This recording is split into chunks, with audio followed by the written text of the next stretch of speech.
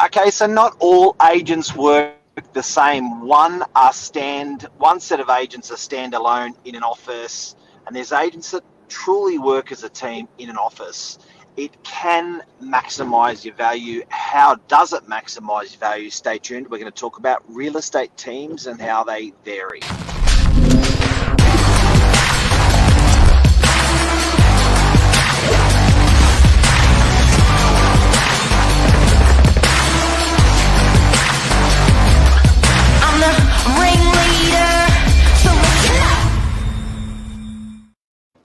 Good morning. Good morning, Bob, Sarge. That's what we don't know about. The old man and the young man's body, how are you? I'm very good. You? Yeah, good. Hey, Sydney had a big weekend with the marathon. Did your mum do it? No, Mum didn't Of course race. she did. She's racing Berlin Marathon next weekend. So go, Mum. Good luck. They flew out yesterday. We've been left in charge of the house. Yeah, but yeah, far out. Well done to anyone that competed yesterday or even finished whatever time, because it was very hot. It was hot. It looked like it was a big turnout. Well done, Sydney. What a great idea. Shutting our bridge down and giving it to the pedestrians, the joggers. But it started early. I think it started like 6-7 o'clock in the morning. Yeah, far out. I bet they needed it. You know, that morning coolness.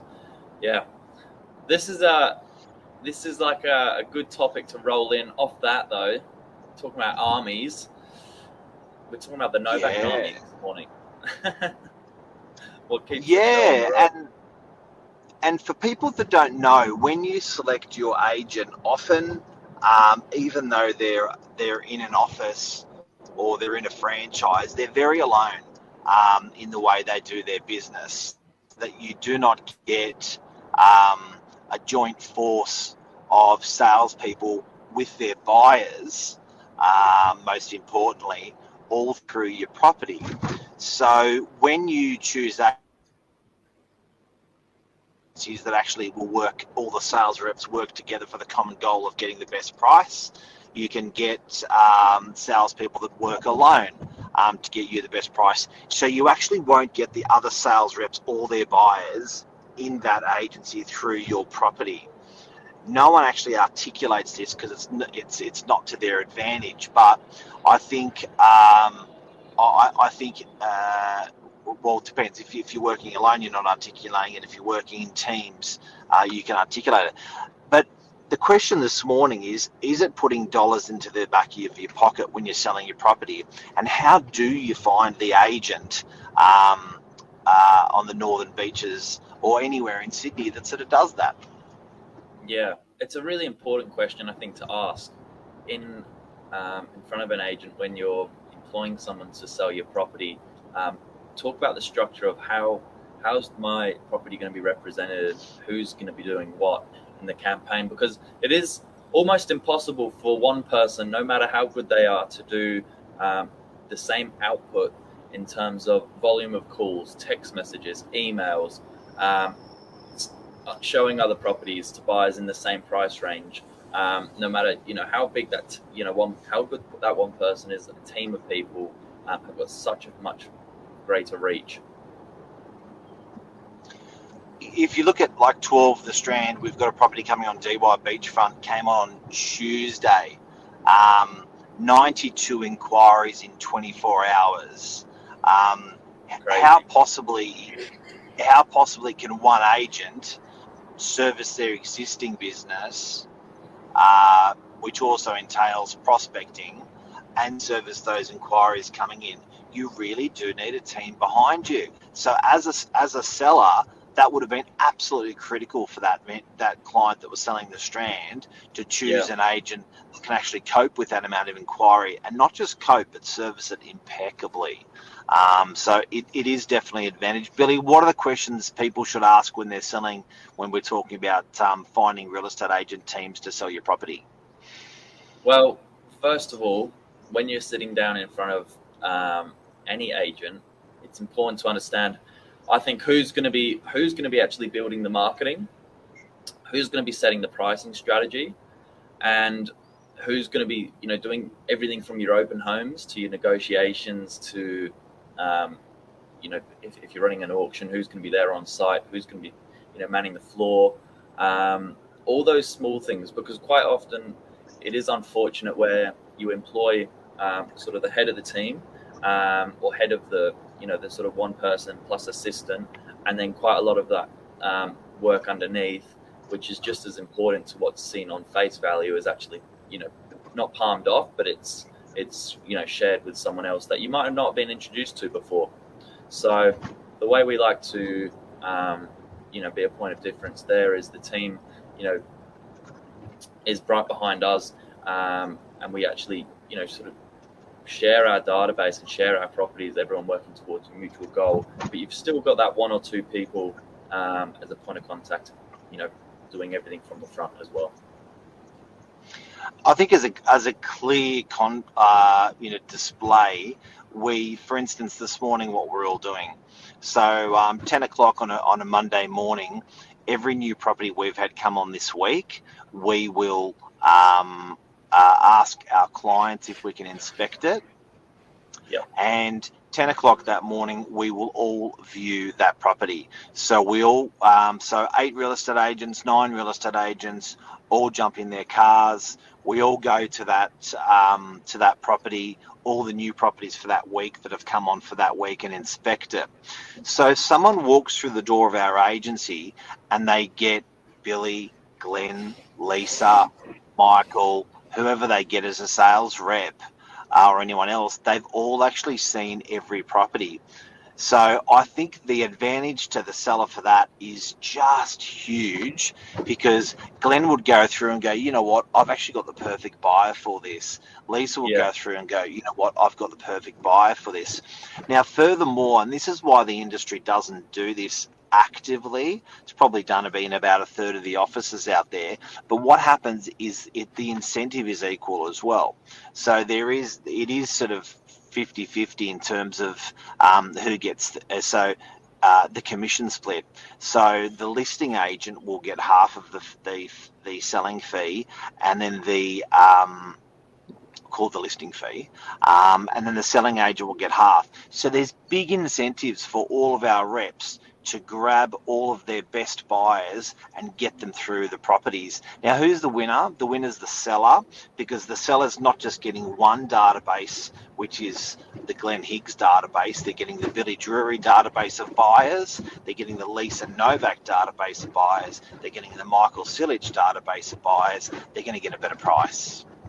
Yeah, absolutely. And for whatever reason, if that listing agent can't service the buyer, we have an internal sort of promise to get back to every client that leaves anything like a text or an email inquiry within 10 minutes, which as a buyer, you can appreciate how quick that is when you have it. On the other hand, when you're waiting for a reply and it's 10 hours. So we have a promise to get back to our clients in 10 minutes.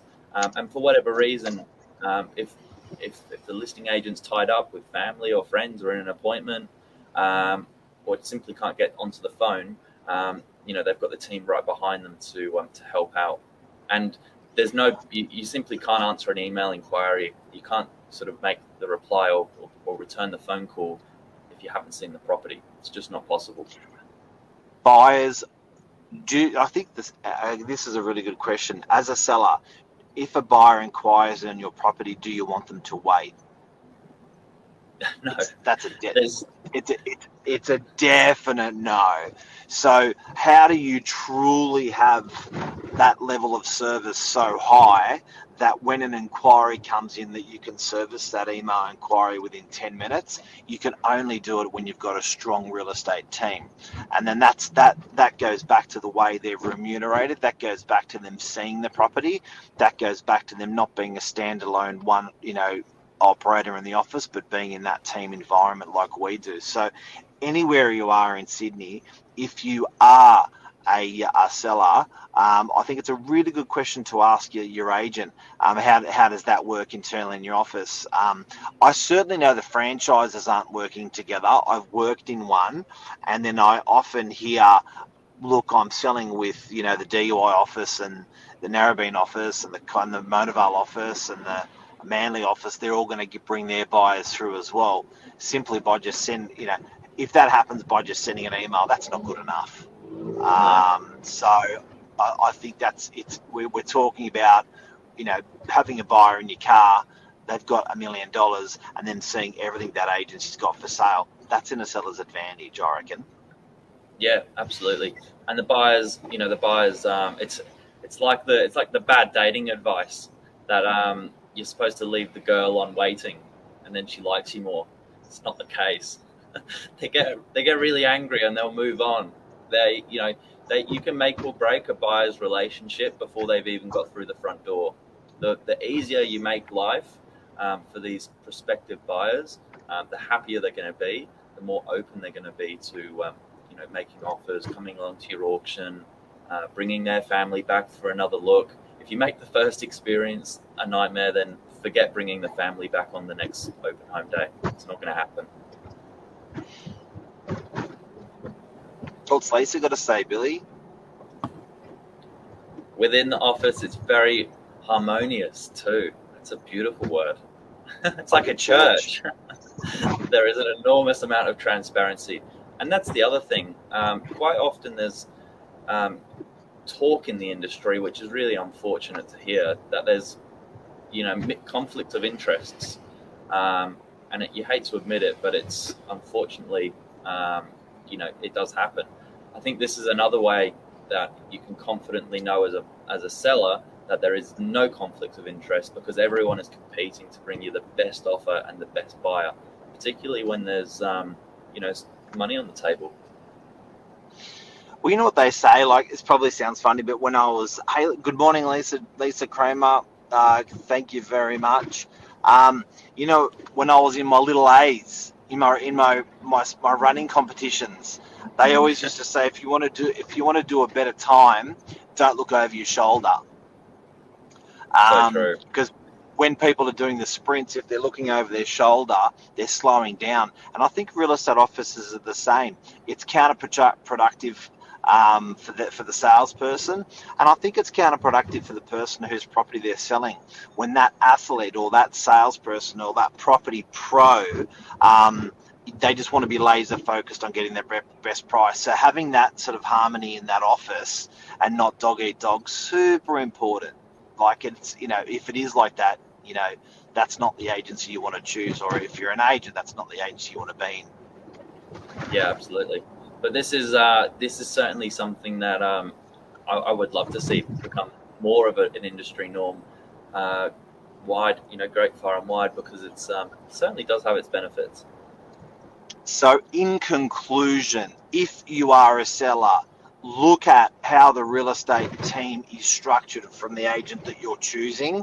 Look at if you're choosing a one-man band in a big real estate office, or if you're choosing a sales operator that's utilizing their whole team in that big real estate office to get you the best price. That's it. Have a good week. Have a good week, Bob. Everyone, have a great week. See ya. See ya.